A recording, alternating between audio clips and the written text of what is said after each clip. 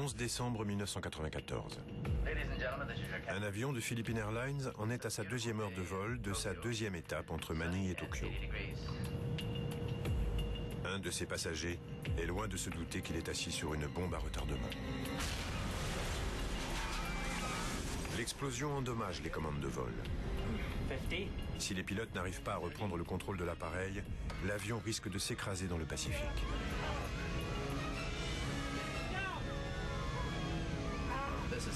Ici Philippine Airlines 434. Une bombe vient d'exploser à bord. Bravo Oscar Mike, bravo. Cet attentat est l'œuvre de terroristes à la pointe de la science. La manière dont la minuterie était dissimulée dans la montre était très efficace. Il y avait matière à s'inquiéter. Mais c'est plus qu'une chasse aux terroristes. C'est l'histoire d'une découverte choquante faite par les policiers. Il s'avère en effet que l'explosion du PAL 434 n'est qu'un galop d'essai en vue d'une attaque contre des avions américains, un attentat dont l'envergure devrait éclipser tous les précédents.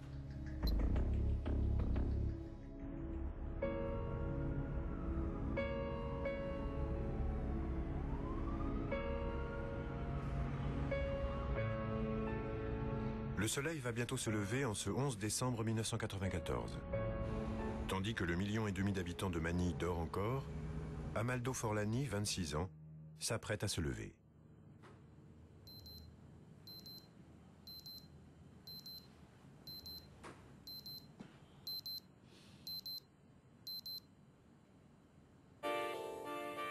Amaldo Forlani n'est pas son nom, mais le pseudonyme qu'il s'est choisi pour sa mission d'aujourd'hui. Et il est pakistanais, pas italien. Il va procéder à l'essai de sa toute dernière invention, et tout doit se passer comme prévu. En effet, dans son domaine, il n'y a pas de place pour la moindre erreur. C'est un terroriste spécialisé dans la fabrication de bombes.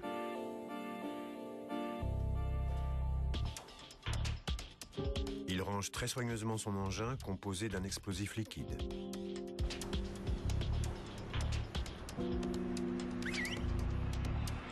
De son appartement du centre-ville, il faut moins d'une demi-heure pour aller jusqu'à l'aéroport.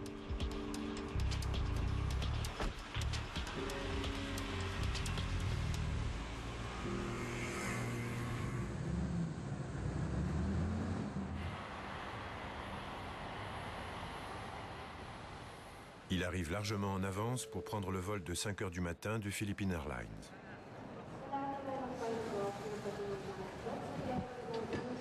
Avant d'embarquer, il doit d'abord déjouer les fouilles et les contrôles des services de sécurité. Il a conçu sa bombe pour qu'elle ne soit repérable ni au rayon X, ni au détecteur de métaux. Et il espère ne pas s'être trompé.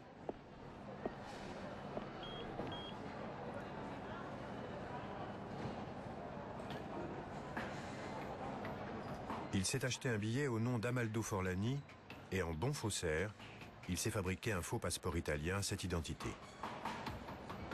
Mais si son plan est déjoué, sa carrière de terroriste globetrotter est terminée.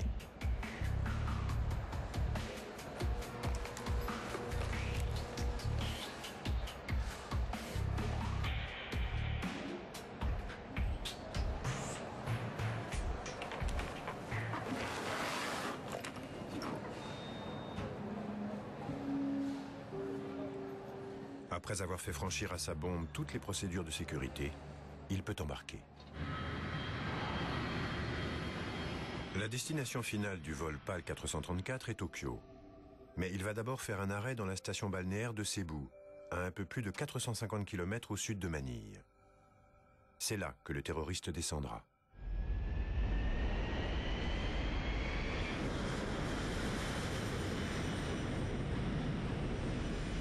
« 10 000 pieds, la météo est bonne. » Merci Dex. Je branche le pilote automatique.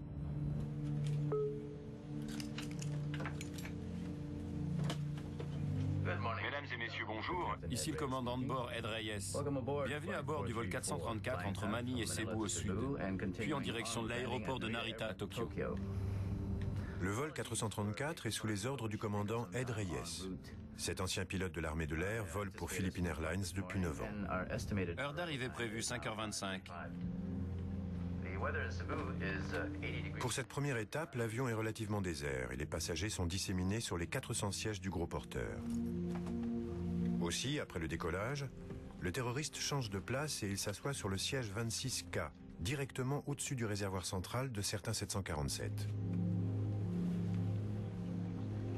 L'hôtesse de l'air en cabine s'appelle Maria de la Cruz. Elle travaille sur les vols intérieurs depuis 1 an pour Philippine Airlines. Un jus de fruits, un café? Jus de fruits.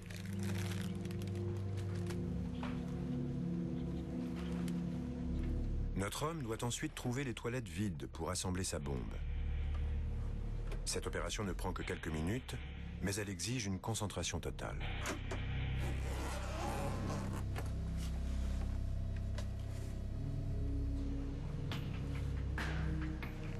La dernière étape consiste à régler la minuterie. La bombe explosera dans 4 heures, bien après que son concepteur sera descendu de l'avion.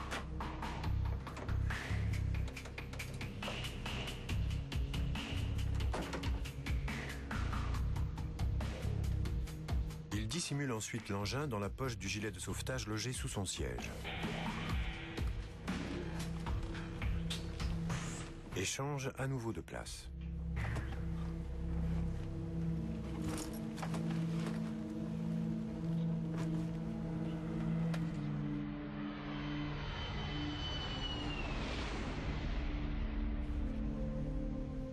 Lorsqu'elle revient, Maria de la Cruz remarque qu'un de ses passagers a la bougeotte.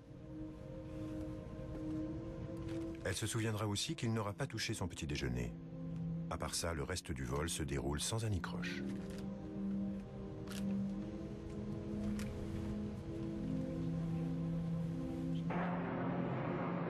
Au moment où le vol PAL 434 entame son approche en direction de Cebu, d'autres passagers s'apprêtent à embarquer afin de se rendre à Tokyo.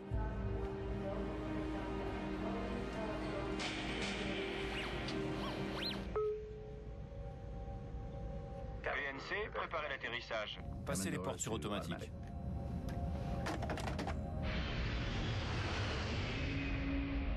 Le vol PAL 434 se pose à Cebu à 6h50 du matin et un certain nombre de passagers descendent, dont le faux Amaldo Forlani. Au revoir, merci. Maria de la Cruz descend, elle aussi. Le PNC, le personnel navigant commercial, change pour la deuxième étape du vol de 4h30 à destination de Tokyo.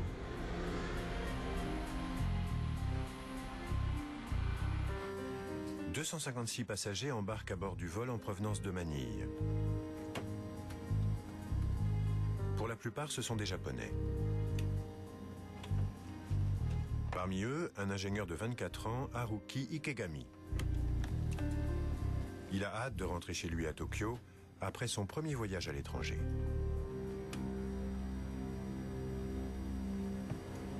L'encombrement du trafic retarde le départ de 38 minutes. Et la minuterie de la bombe logée sous le siège 26K continue d'égrener les secondes. À 8h30 du matin, le 11 décembre 1994, tous les passagers ont embarqué.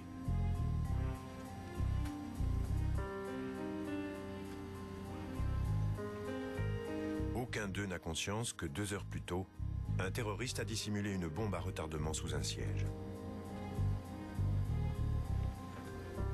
Le steward, Fernando Bayot, va s'occuper des passagers de la cabine avant pour ce vol de 4h30. À 8h38, le vol PAL 434 reçoit l'autorisation de décoller. Ed Reyes est secondé par l'officier pilote de ligne Rem Herrera et le mécanicien navigant Dexter Comendador. Ed Reyes et Dexter Comendador sont 2 anciens pilotes de l'armée de l'air.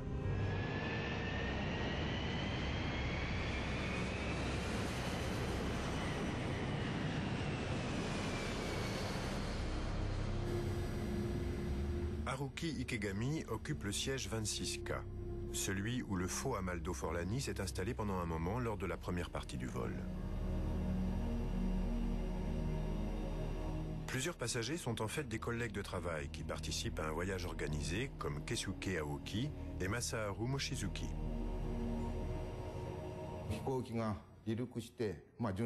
Après le décollage, tout était normal. Nous volions à 10 000 mètres d'altitude. Je lisais mon magazine, puis on nous a servi les plateaux repas. Et après avoir mangé, je me suis endormi. Yukihiko Sui, 31 ans, a passé une nuit blanche et après le déjeuner, il s'apprête lui aussi à faire un petit somme. Il est assis dans la rangée numéro 27, juste derrière celle où est dissimulé l'engin de mort. Mesdames et messieurs, ici votre commandant. La journée est ensoleillée à Tokyo et il fait 26 degrés. Nous devrions nous poser à l'aéroport de Narita dans 2 heures. Après 2 heures de vol, le 747 est sur le pilote automatique, à 10 000 mètres au-dessus de Minami Daito-jima, une île du sud du Japon. Pour soulager la charge de travail de l'équipage, le pilote automatique reste branché pendant tout le vol. C'est lui qui maintient l'avion à une altitude et un cap constant.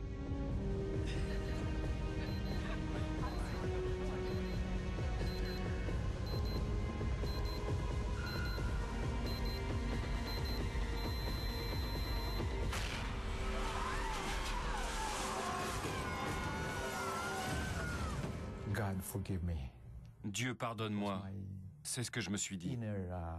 Dieu pardonne-moi, car je crois que je vais mourir. Et après, j'ai fait ce que j'avais à faire. J'ai plus de commande. Moi si. Tex, vérifie la perte de pression. Préparez-vous. Vérification. Le pilote automatique corrige l'inclinaison de l'appareil, mais d'autres effets de l'explosion vont bientôt se faire sentir. Un grand bruit m'a réveillé. J'ai senti l'avion s'étendre sous la pression. Et j'ai vu de la fumée et des débris tomber comme de la poudre. Mesdames et messieurs, restez assis. Les blessés essayaient de s'éloigner de l'endroit où la bombe avait explosé.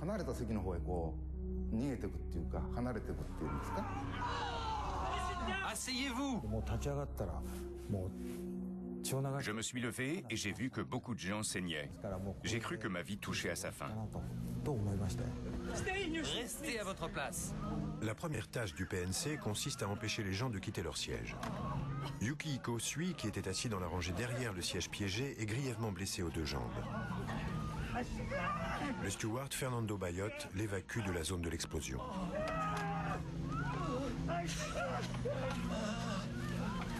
Une couverture.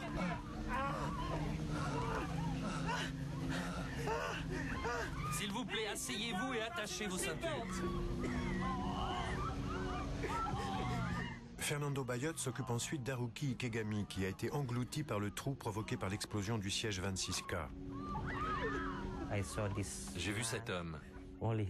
Seule sa tête et ses bras dépassaient du trou. J'ai donc essayé de l'en extraire.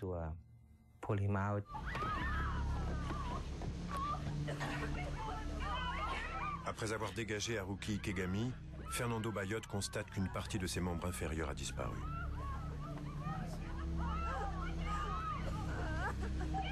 Quelques minutes plus tard, le Japonais décède de ses blessures. Pour éviter que la panique se répande chez les autres passagers, le PNC fait mine de continuer à s'occuper de lui.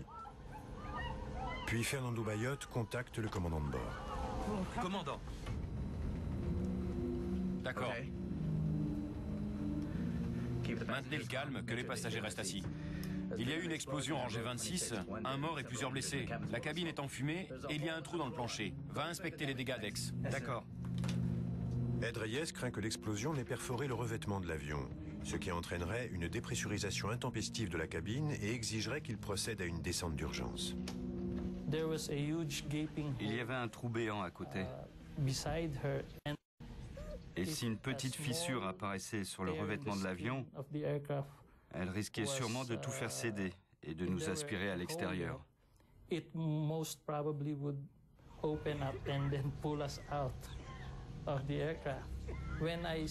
Mais quand j'ai constaté qu'il n'y avait aucun dégât, je suis retourné au poste de pilotage pour en informer le commandant.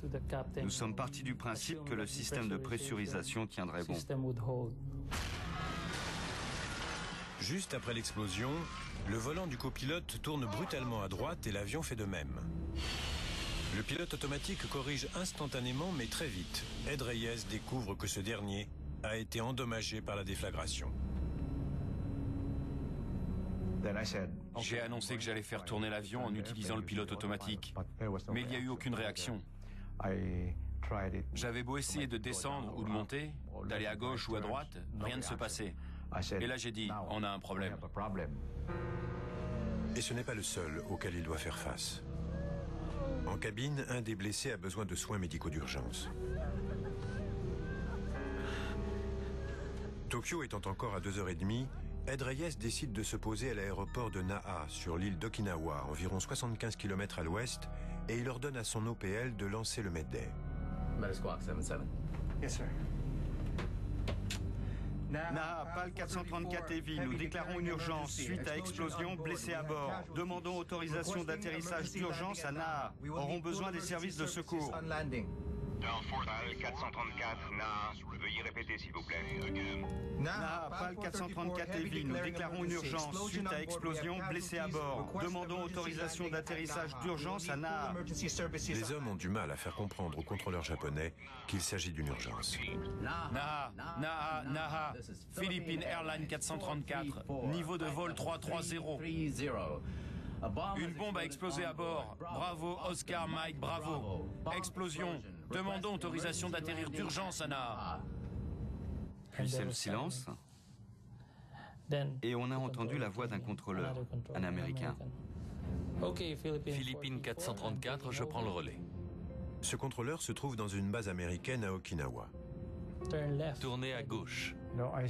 J'ai répondu qu'on ne pouvait pas tourner tout de suite et qu'on lui dirait quand on commencerait à le faire. J'ai signalé qu'on avait des problèmes avec les commandes de vol. Mesdames et messieurs, ici le commandant de bord. Nous allons atterrir plus tôt que Prévu à l'aéroport de Naha, à Okinawa. Nous nous poserons dès que possible. Aussi, veuillez rester assis, ceinture attachée. Mais se poser à Naha est plus facile à dire qu'à faire, car le pilote automatique refuse de répondre aux injonctions d'Ed Reyes et le vol PAL 434 est en train de longer Okinawa. Ed Reyes doit donc trouver un moyen de tourner s'il veut pouvoir se poser. Mais débrancher le pilote automatique risque de lui faire perdre le semblant de contrôle qu'il exerce encore sur son avion. Bon, on laisse le pictogramme, attachez vos ceintures, allumées. En coupant le pilote, on risque de perdre le contrôle. Alors soyez prêts. Comme le pilote automatique ne réagissait à aucune de mes injonctions, je craignais qu'au moment où je le débrancherais, l'avion ne fasse un virage à droite violent que nous ne pourrions pas contrôler.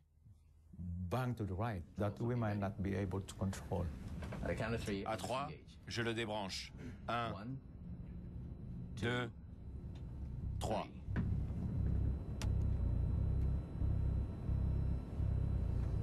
Un, deux, trois, tac. Rien. On a été soulagés. Je ne peux pas tourner avec les commandes. L'explosion a dû bousiller l'aileron. Dex, que dit le QRH à ce sujet? Le QRH, l'index des procédures, est la Bible des pilotes. Il regroupe toutes les procédures à suivre en cas d'urgence.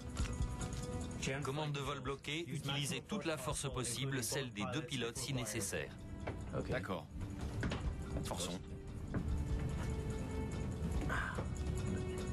Ed Reyes essaie d'actionner les ailerons, les panneaux sur les ailes qui permettent de faire tourner l'avion, car depuis l'explosion, il ne peut voler qu'en ligne droite. Ça ne donne rien. Je ne peux pas changer de cap. Bon, rebranchez le pilote automatique.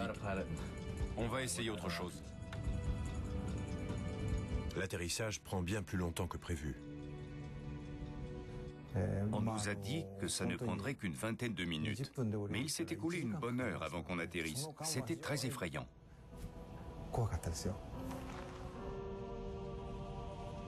Après avoir échappé à l'attentat, les passagers redoutent désormais de ne pas pouvoir atterrir en toute sécurité à Naha. Comme nous avions le temps, avant d'atterrir, j'ai commencé à écrire mon testament. Je l'ai adressé à mon fils, l'exhortant à se montrer fort. Comme il semble que l'avion ne va pas pouvoir se poser à l'aéroport de Naha, Ed Reyes envisage une autre option. On va tourner en utilisant la puissance différentielle. Débranchez le pilote automatique et augmentez la puissance des moteurs 3 et 4. Le commandant Reyes augmente la poussée des moteurs gauche de l'avion et réduit celle des moteurs droits. Tout doucement, le 747 se met alors à virer à droite. Le commandant décélère ensuite pour faire un virage plus serré. À l'aide du guidage de la tour de contrôle, il espère que cette manœuvre lui permettra de s'aligner avec la piste de Naha. En descendant à basse vitesse, j'ai testé les commandes de vol et il y a une légère réaction. Les gouvernes de profondeur commencent à répondre. Les gouvernes de profondeur font monter et descendre l'avion. 250 nœuds, volez en position 1. Pour atterrir, Ed Reyes a besoin d'exercer un minimum de contrôle sur les gouvernes de profondeur et de direction. Au fur et à mesure qu'il s'approche de Naha, il réduit sa vitesse R. Volez à 10. Volée à 10. Vitesse 225. On tourne. En perdant du poids, on devrait réduire les vitesses d'approche et d'atterrissage, larguant du carburant.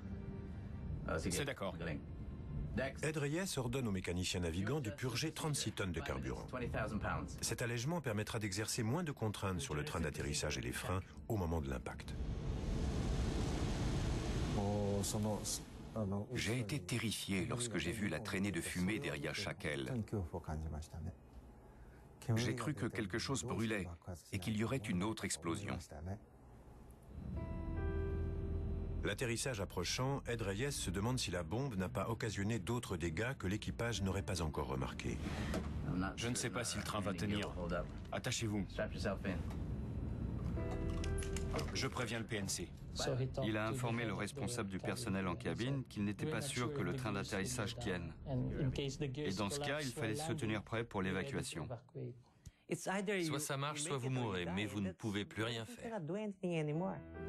Piste en vue.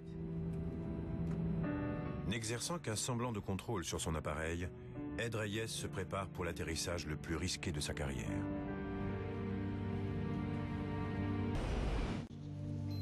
À 10 000 mètres d'altitude, lors d'un vol Manille-Tokyo, une bombe a endommagé les commandes de vol d'un 747. Lors de l'approche, les 292 personnes à bord placent tous leurs espoirs entre les mains du commandant Reyes.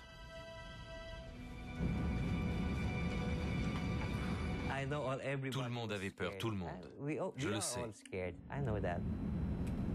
Sortez le train. Le train a dû sortir en quelques secondes, mais elles ont été très longues. On attendait que le voyant vert s'allume. Ça a pris longtemps. Oui, ces secondes ont été très longues, jusqu'à ce que le train se verrouille. 3 trains sortis.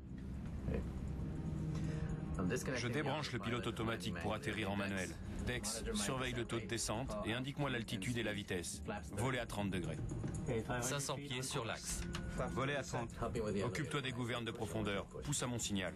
200, légèrement à gauche. Je corrige. Pousse. 100, 50, 30. Tout réduit. Tire. Votre dernier ordre a été « Tire !» Oui, j'ai crié tire.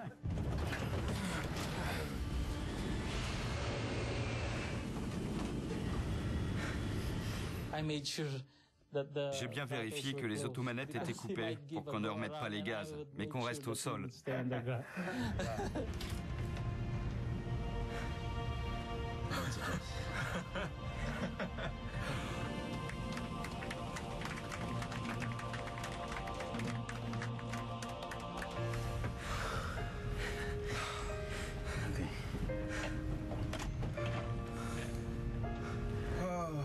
Mesdames et messieurs, ici le commandant.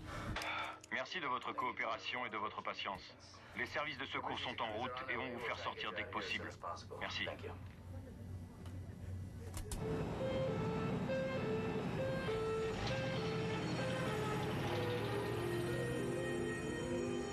Le 747 de Philippine Airlines est désormais une scène de crime sous juridiction japonaise. Dès l'ouverture de l'enquête pour découvrir ce qui s'est passé, les policiers d'Okinawa s'intéressent à l'occupant du siège 26K tué par l'explosion. Le médecin légiste extrait 94 éclats des cuisses et des fessiers d'Haruki Ikegami. Des lésions internes ont entraîné une hémorragie importante. Aussi tragique qu'elle ait été, l'explosion aurait pourtant pu être bien plus dévastatrice. Si l'explosion avait été latérale, elle aurait percé un trou dans l'avion, ce qui aurait provoqué une dépressurisation.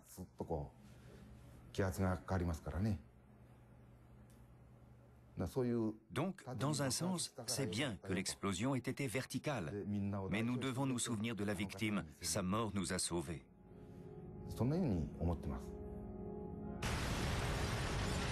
Le corps d'Haruki Ikegami a encaissé l'essentiel de l'explosion. Mais cette dernière a tout de même sectionné le plafond et les câbles d'acier qui contrôlent les gouvernes de direction et de profondeur. Elle a également coupé le câble de commande de l'OPL qui actionne l'aileron droit.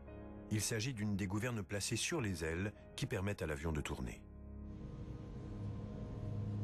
Le souffle vers le bas a créé un trou dans le plancher et l'explosion aurait pu mettre le feu aux vapeurs de carburant du réservoir central. Les conséquences auraient alors été catastrophiques. Mais par chance, ce jour-là, le siège 26K ne se trouvait pas à l'aplomb du réservoir. Heureusement pour nous, nous volions à bord d'une version différente, la version SAS du 747. Et sur ce modèle, ce siège se trouvait 2 rangées en avant du réservoir central. La police scientifique d'Okinawa se met aussitôt à chercher des indices. Elle commence par les débris les plus volumineux, puis les plus petits, et finit en passant l'aspirateur pour récupérer les particules les plus infimes.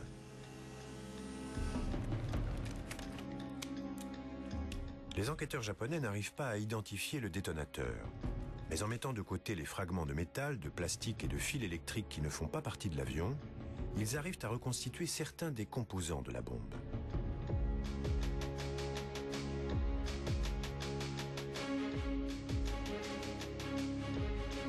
Un des spécialistes parvient ainsi à identifier la minuterie. En assemblant des dizaines de fragments carbonisés, il découvre qu'il s'agit d'une montre à quartz trafiquée.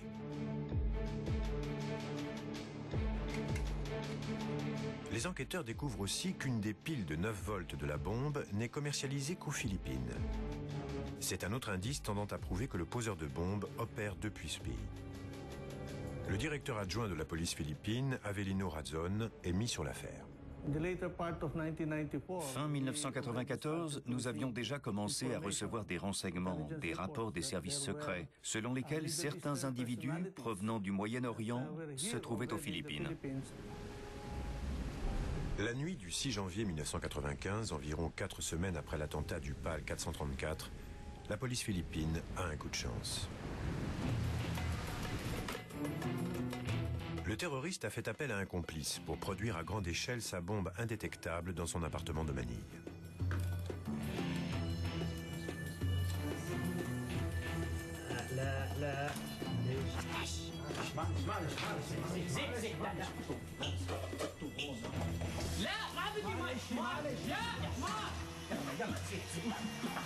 Mais quand une tentative de combustion de produits chimiques tourne mal, une fumée âcre se répand à l'extérieur de l'appartement.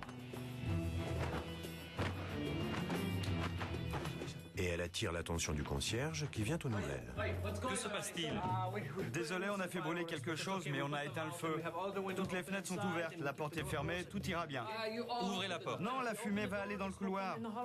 On laisse fermer ici et les fenêtres sont ouvertes, tout va bien. Les deux hommes décident d'attendre à l'extérieur le temps que la fumée se dissipe. Mais le concierge n'est pas convaincu par leur histoire. Et il appelle les pompiers et la police.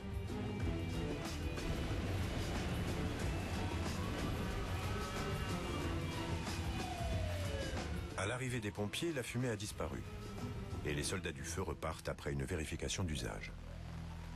Mais Forlani se rend compte qu'il a laissé dans l'appartement son ordinateur portable, un objet très sensible, et il persuade son comparse d'aller le chercher. Il était trop malin pour revenir et se mettre à découvert. Il savait depuis le début que c'était trop dangereux pour lui d'y retourner, car il risquait de se faire prendre. Amaldo Forlani a raison de se méfier. Lorsque l'inspectrice Aïda Fariskal apprend que les deux hommes sont des ressortissants pakistanais, elle insiste pour procéder en personne à une fouille de l'appartement. En effet, la police de Manille est sur les dents en raison de la venue du pape dans les jours à venir.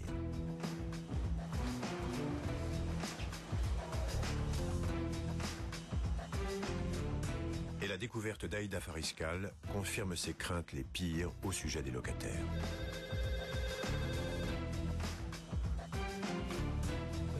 C'est lui. Vous là, arrêtez!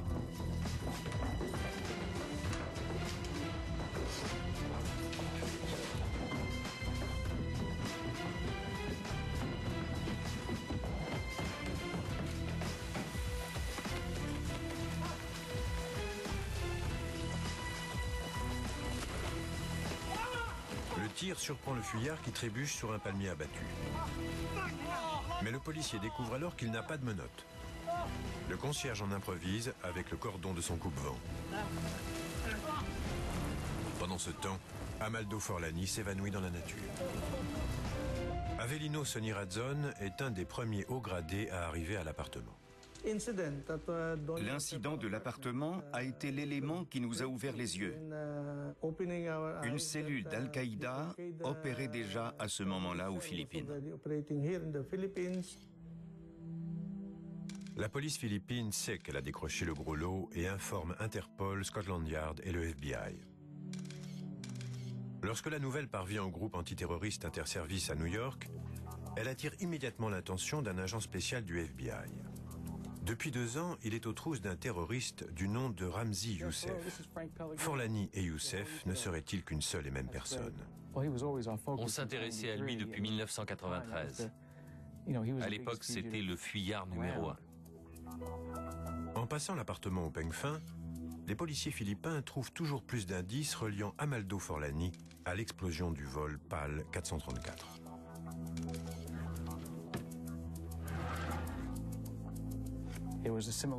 Il y avait des points communs entre les montres trouvées dans l'appartement et celles utilisées à bord de l'avion. Il s'est avéré, après qu'on l'a eu reconstituée, que c'était une montre comme celle-ci qui avait servi à la bombe du vol 434. Les fragments nous ont permis de constater que c'était une Casio. C'était étonnant.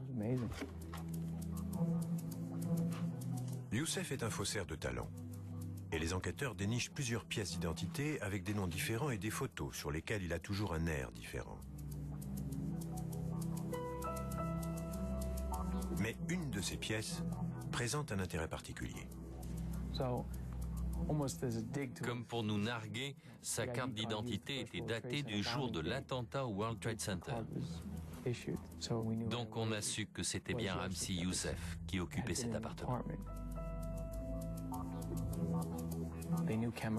Ces deux hommes s'y connaissaient en chimie. Leur manuel avait été très utilisé.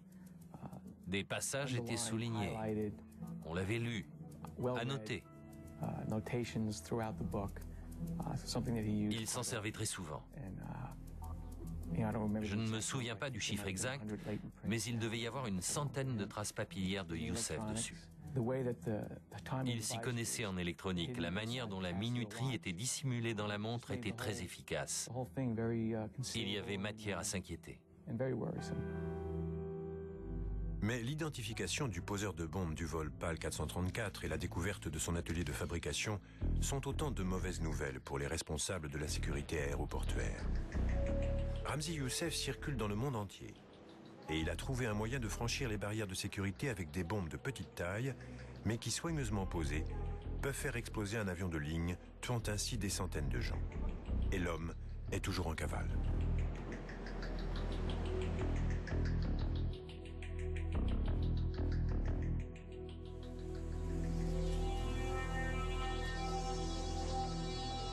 La police philippine a eu la chance de découvrir la cachette de ce terroriste d'envergure internationale. Et le FBI a pu établir avec certitude qu'il s'agit de Ramzi Youssef. Grâce à l'agence de voyage qui lui a vendu son billet, on sait qu'Amaldo Forlani et Ramzi Youssef ne font qu'un. Mais ce ne sont que quelques-unes des nombreuses identités d'un homme qui apparaît en tête de la liste des individus les plus recherchés par le FBI. La prime pour sa capture se monte à pas moins de 2 millions de dollars, plus d'1,5 million d'euros.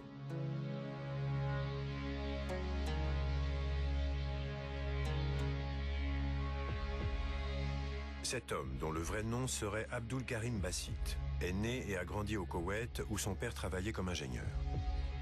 C'est là qu'il a recruté celui qui était à ses côtés dans l'atelier de Manille. Youssef a 18 ans lorsque sa famille rentre au Pakistan. Il se marie et fait 2 enfants. Puis peu de temps après son retour, ses parents l'envoient étudier en Grande-Bretagne. Il suivait des cours d'ingénieur et d'informatique. Donc il est doué. Pendant des vacances d'été, à la fin des années 90, il rentre au Pakistan et met à profit ses connaissances en ingénierie pour enseigner à des activistes la fabrication de bombes dans un camp d'entraînement non loin de Peshawar. Ces camps sont l'endroit idéal pour rencontrer des militants du monde entier.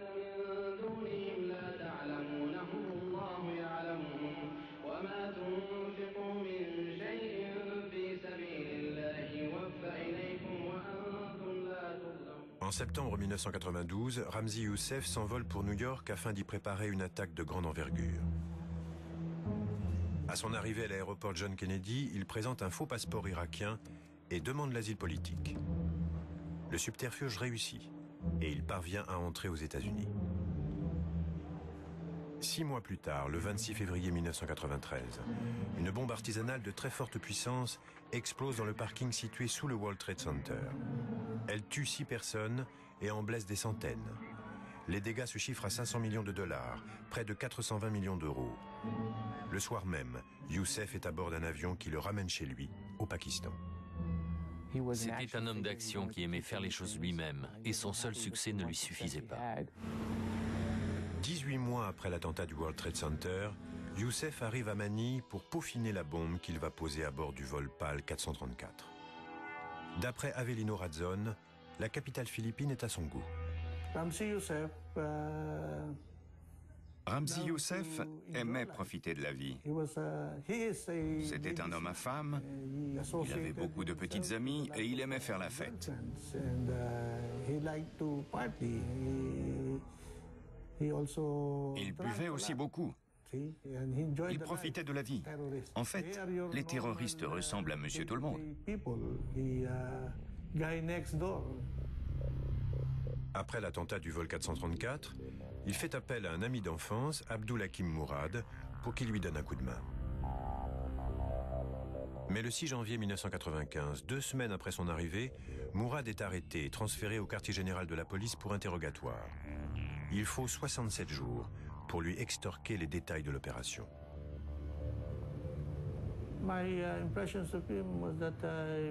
Il m'a donné l'impression d'être un homme de caractère, déterminé. Au départ, il n'a pas craqué lors de l'interrogatoire. Ce n'est que lorsque l'équipe du FBI est arrivée et qu'elle nous a apporté un complément d'information, des pièces du puzzle que nous n'avions pas, qu'il s'est mis à table.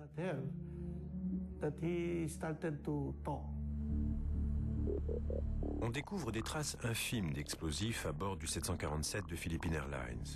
Et Mourad finit par expliquer que Youssef utilise de la nitroglycérine stabilisée à l'état liquide qu'il dissimule dans un flacon de produit pour lentilles de contact.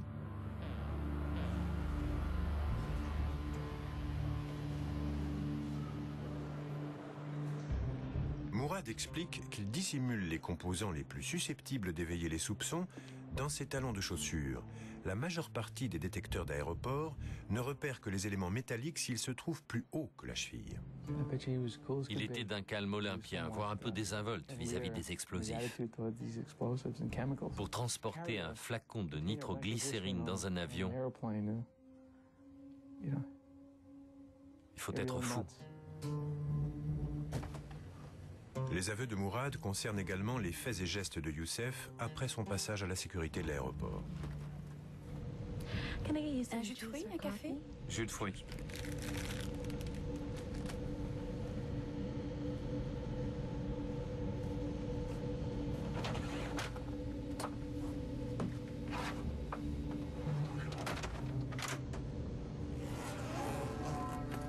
Youssef a conçu son engin explosif pour que les composants puissent rapidement être assemblés afin de constituer une bombe. Il a également bricolé une montre à quartz pour qu'elle fasse office de minuterie. Elle est reliée à un détonateur logé à l'intérieur du flacon de nitroglycérine. Et 2 piles de 9 volts envoient une décharge dans un filament d'ampoule électrique mis à nu pour faire détonner la bombe.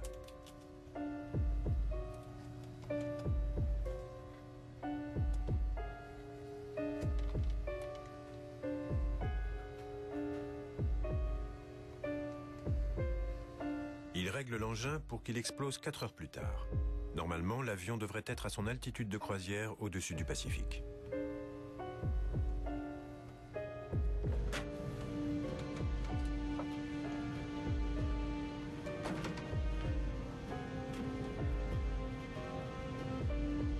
Enfin, il glisse la bombe dans la poche du gilet de sauvetage placé sous son siège, un endroit que le personnel de bord ne risque guère d'inspecter lors de l'arrêt à Cebu.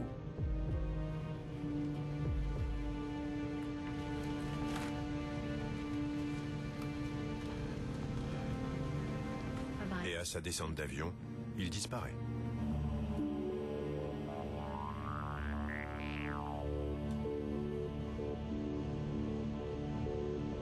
Quatre heures plus tard, la bombe explose. Une nouvelle menace terroriste plane désormais sur le transport aérien.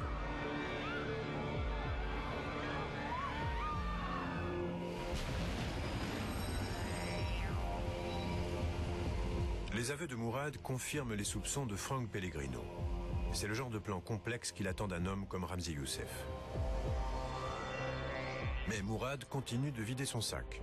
Et ce qu'il révèle alors surprend tout le monde, y compris l'agent américain. Le vol PAL 434 n'était qu'une répétition générale, en vue d'un attentat terroriste de grande ampleur pour tuer des milliers de passagers. En effet, l'objectif de Ramzi Youssef est de s'attaquer à d'autres avions en employant la même méthode.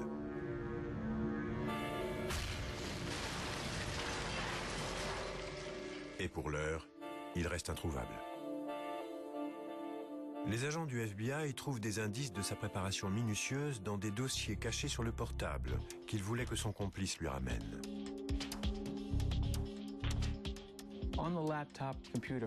Dans le portable trouvé dans l'appartement de Youssef, il y avait un fichier décrivant un plan concernant 5 individus désignés par des noms de code. Leur identité n'était pas indiquée.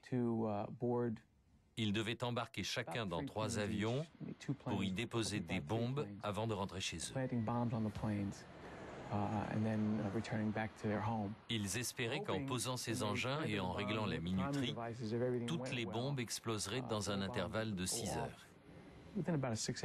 Et une seule bombe aurait déjà provoqué une catastrophe aérienne. Donc même avec seulement 50% de réussite, ils auraient terrorisé beaucoup de gens pour longtemps. Le fichier révèle aussi que le plan, nom de code Bojinka, a été déjoué au dernier moment.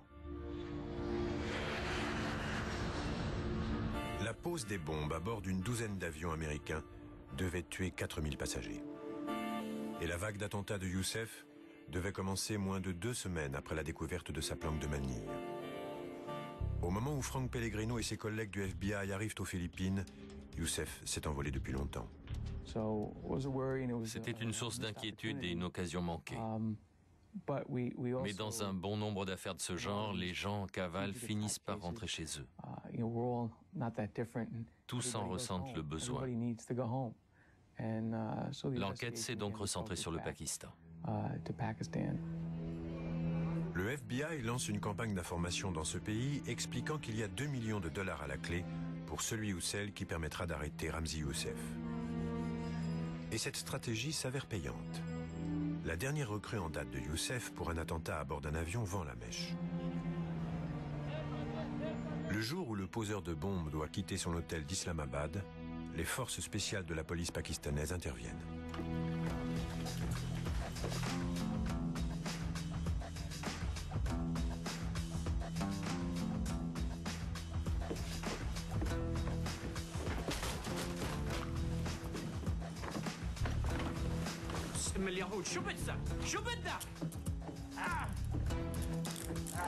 On découvre dans sa chambre des réservations pour des vols sur Delta et United Airlines et des composants de bombes dissimulés dans des jouets.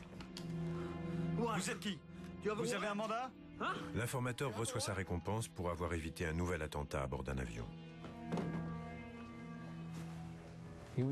Il était abasourdi. Il ne pensait pas se faire pincer. Il avait confiance en lui et il pensait qu'on ne l'arrêterait jamais. Quelques heures après son arrestation, Ramzi Youssef est extradé et embarqué dans un avion du gouvernement américain qui n'attend que lui. Grâce à la coopération des gouvernements japonais et philippins, le FBI le fait juger à New York pour l'attentat du vol PAL 434 et pour celui de 1993 au World Trade Center. Dans un convoi de véhicules fédéraux et de la police, Ramzi Ahmed Youssef est arrivé aujourd'hui à New York tard dans la nuit. Arrêté jeudi au Pakistan par la police locale, puis transféré sous surveillance du FBI à bord d'un avion américain, il a été incarcéré. La sécurité était très renforcée pour empêcher tout attentat provoqué par son arrestation.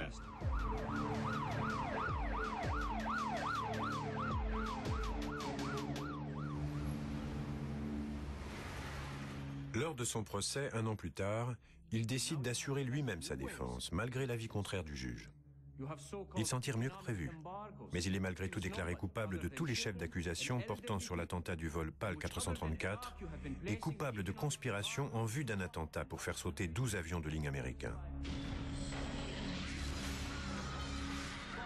Il est également déclaré coupable lors d'un deuxième procès concernant l'attentat du World Trade Center. Dans son résumé, Youssef justifie ainsi ses actes. Oui, je suis un terroriste et j'en suis fier. Je soutiendrai le terrorisme tant qu'il s'opposera au gouvernement des États-Unis et d'Israël, car ils sont pires que des terroristes.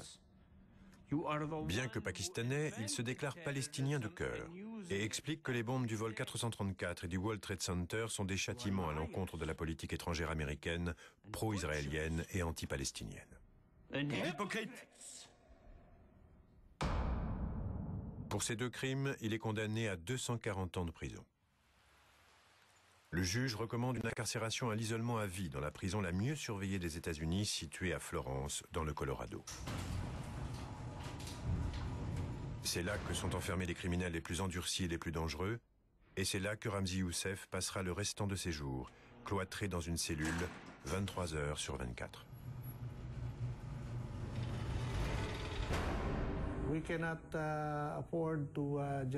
Nous ne pouvons pas nous permettre de nous reposer sur nos lauriers et de nous féliciter de l'arrestation de Ramzi Youssef. Quelqu'un d'autre l'a d'ores et déjà remplacé et songe déjà à des moyens de déjouer les mesures de sécurité.